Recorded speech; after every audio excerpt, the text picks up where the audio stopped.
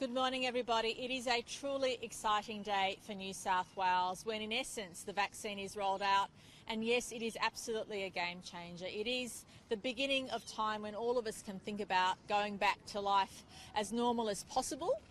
And that will only occur when the vast majority of our population has the vaccine. Today I'm joined by people who've ensured the vaccine rollout today and throughout the next weeks and months in New South Wales goes as smoothly as possible. Of course, the Minister for Health, Brad Hazzard, also Susan Pearce, who from the New South Wales Health Department has been in charge of the operations, Dr. Kerry Chant, who needs no introduction, and Teresa Anderson, who you met on Friday, who has been leading our local area health district but also overseeing the quarantine process.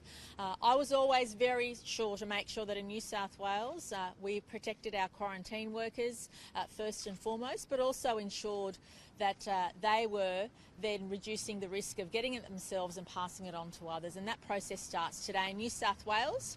More than 1,200 people today will be getting the vaccine, around 500 here at RPA and the balance at Westmead and Liverpool. And I want to thank the teams in all those three hospitals for working so hard to make it possible today to have that mass production. And as we walk past the building, there'll be people getting vaccinated all throughout the day.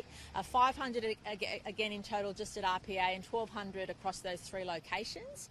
And tomorrow and the following days that will be massively boosted. So you'll have more than 1,000 happening at RPA every day in the next 3 weeks. And obviously those other two hospitals will also increase their load. But we're starting with 500 here today, doubling it tomorrow and in the next few days until we complete 35,000 in the first 3 weeks at those first three locations. And that is on top of course, what the federal government is doing through the aged care facilities. But we were really positive about making sure in New South Wales we protected our quarantine workers first and foremost, and in so doing reducing the likelihood of them getting it or passing it on to their loved ones, although we do know that we still all have to be careful because when you have the vaccine it reduces the likelihood of you getting it in a serious way, but you can still get it and you can still transmit it.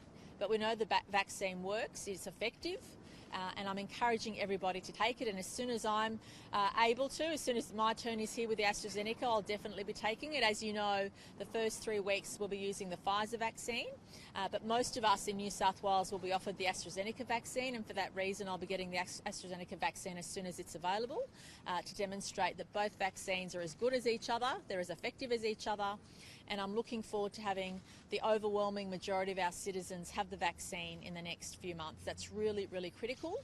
And of course, by the end of October, I hope that everybody who's offered the vaccine in New South Wales, which should be the whole population, has had it by that time. And yes, it does mean we can think about the settings. It does mean we can start thinking about overseas travel. We can start thinking about easing of restrictions.